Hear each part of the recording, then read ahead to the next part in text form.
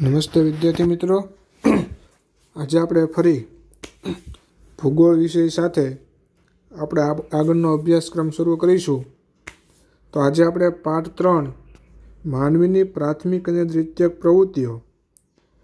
તો તમને બધાને ખ્યાલ જ હશે કે હવે જે એક્ઝામ છે આપણી, બરાબર છે, બોર્ડની એક્ઝામની અંદર અમુક અભ્યાસક્રમની અંદર અમુક બાબતો, અમુક મુદ્દાઓ જે છે એ રાખેલા નથી.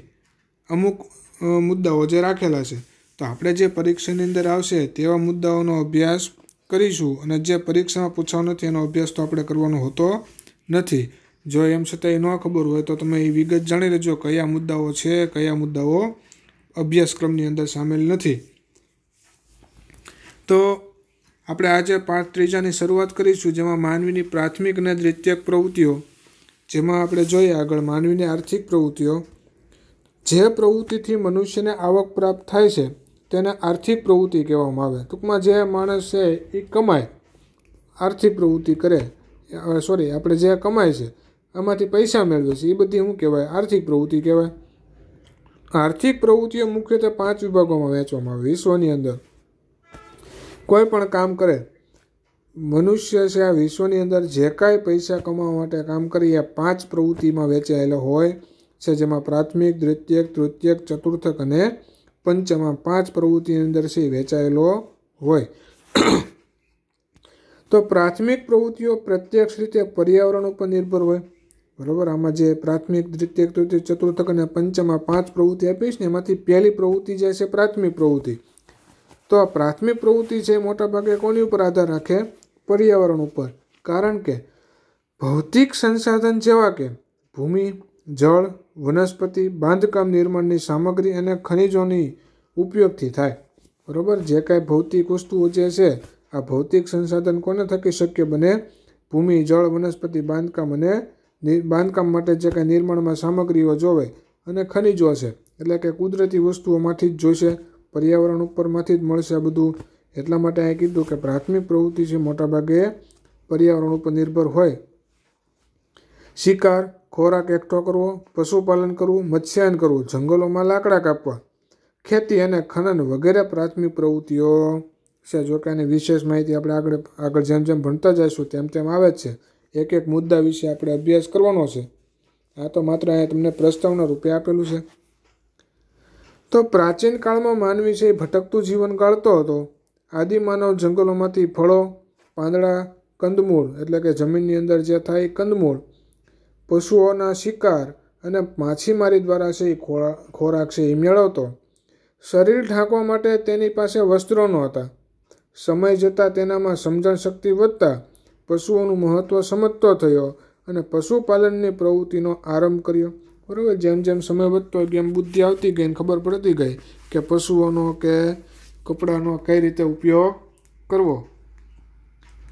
તો પછીથી પશુઓને શું કર્યું? તો કે પશુઓના ઉપયોગથી ખેતી કામની શરૂઆત કરી. તે પછી અસ્થાયી ખેતીમાંથી સ્થાયી ખેત પ્રવૃત્તિ તરફ શરૂઆત કરી, બરાબર. એટલે કે પહેલાં અસ્થાયી ખેતી કરતો, આનો વિશેષ આગળ અભ્યાસ કરશું, પણ એમ છતાં અહીંયા કહી દો કે અસ્થાયી ખેતી એટલે શું? તો કે એક જગ્યાએ જમીનમાં પાક ઉગવવામાં આવે, એ પાક લેવાઈ જાય, લણાઈ જાય, એટલે એ જમીનને પડતી મૂકીને બીજી જગ્યાએ ખેતી શરૂ કરે. ત્યાંથી પણ એવું જ કરે, પાક લેવાઈ જાય એટલે ત્રીજી જગ્યાએ જાય. આમ વારાફરતી અલગ અલગ જગ્યાએ છે એ શું કરશે? ખેતી કરતો હોય. એને અસ્થાયી ખેતી કહેવાય. એક જ જમીન ઉપર એક જ જગ્યાએ સ્થિર રહીને જો જમીનનો ખેતીનો પાક લે એ સ્થાયી ખેતી કહેવાય.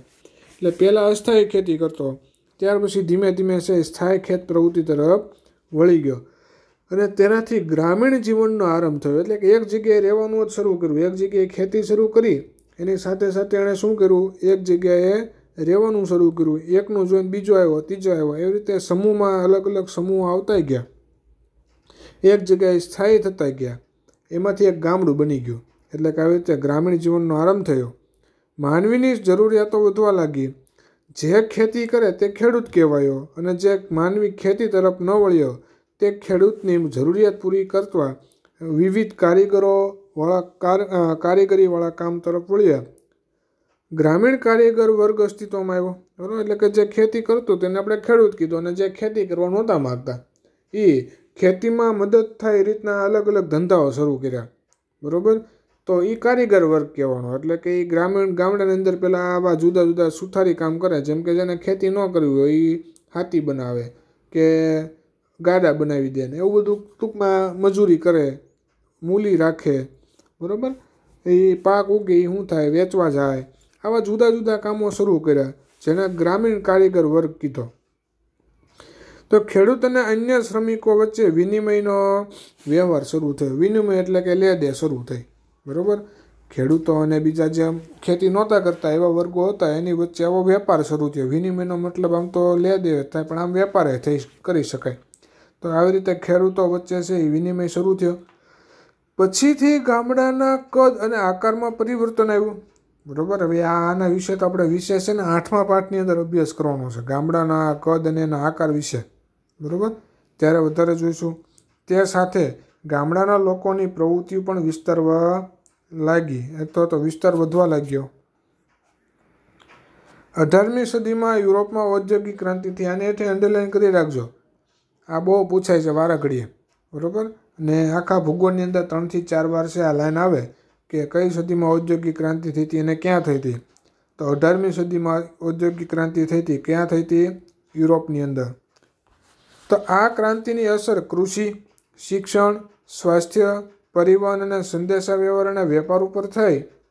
યુરોપની પ્રજા સમગ્ર વિશ્વમાં છવાઈ ગઈ, કેમ કે યુરોપની અંદર ઔદ્યોગિક ક્રાંતિ થઈ હતી, ઉદ્યોગની શરૂઆત ત્યાં થઈ હતી, જેના કારણે ઉદ્યોગ વિશે વધારે માહિતી એની પાસે જ હતી.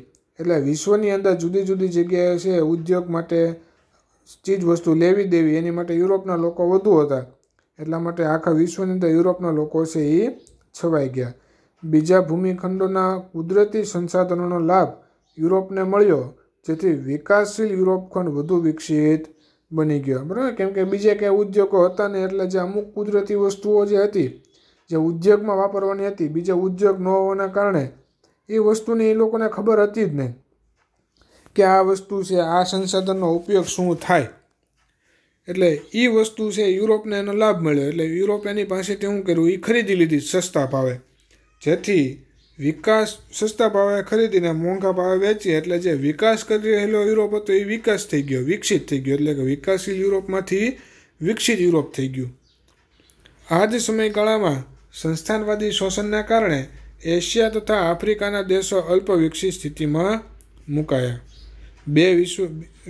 બે વિશ્વયુદ્ધો પછીથી વૈશ્વિક પર્યાવરણ ઉપર વિપરીત અસર થવાના કારણે માનવીએ પોતાના વિકાસ માટે વિચારવાનું શરૂ કર્યું. ટૂંક સમયમાં જ માહિતી તંત્રનો વિકાસ થયો. 1980ના દશકમાં પશ્ચિમ યુરોપિયન દેશોમાં જ્ઞાનનું નિષ્પાદન અને પ્રસારણ અગત્યનો વ્યવસાય બની ગયો, જેના પરિણામે 20મી સદીમાં માહિતી ક્રાંતિ થઈ.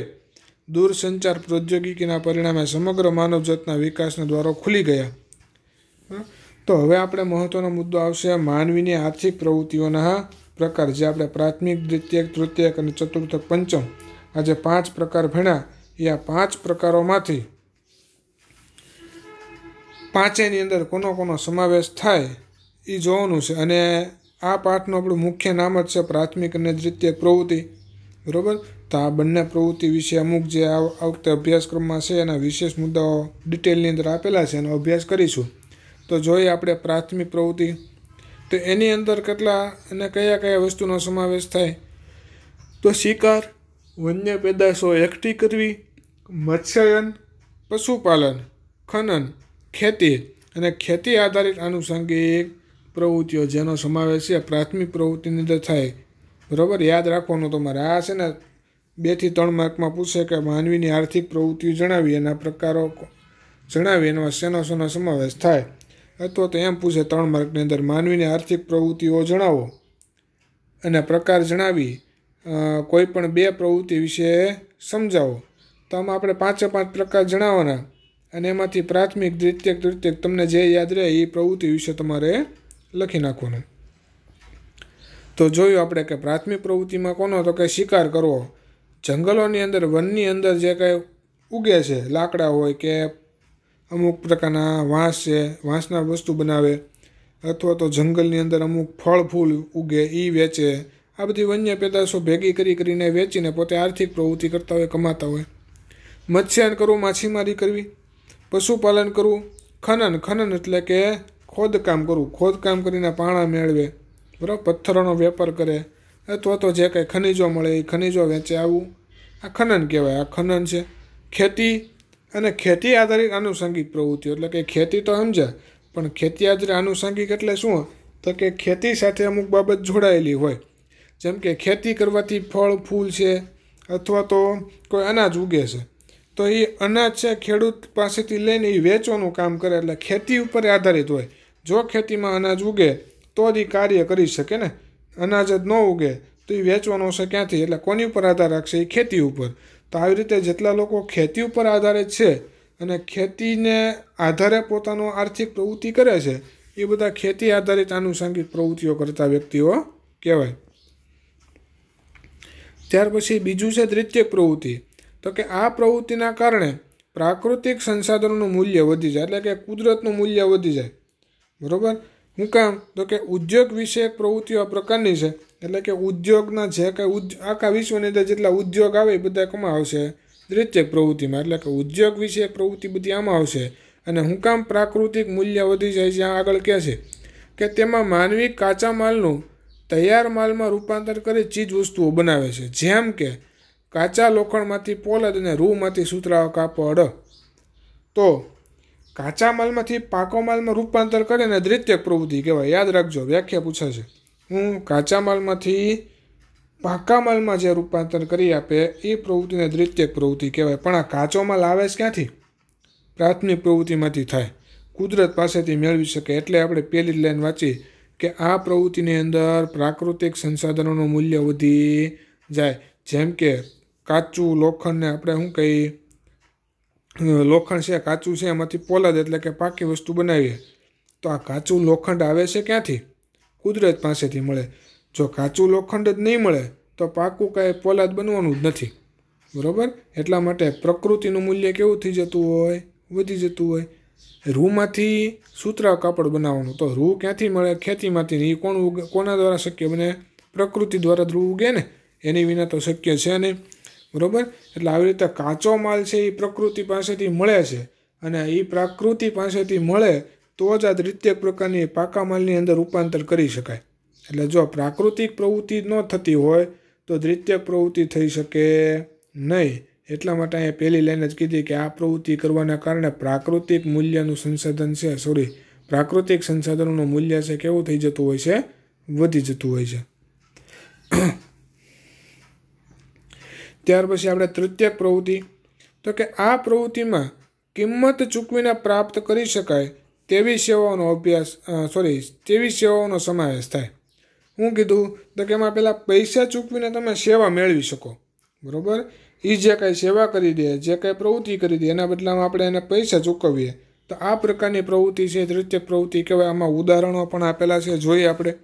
જેમ કે વ્યાપાર, પરિવહન, સ્વાસ્થ્ય, દૂરસંચાર, શિક્ષણ, મનોરંજન વગેરેની સેવાઓ.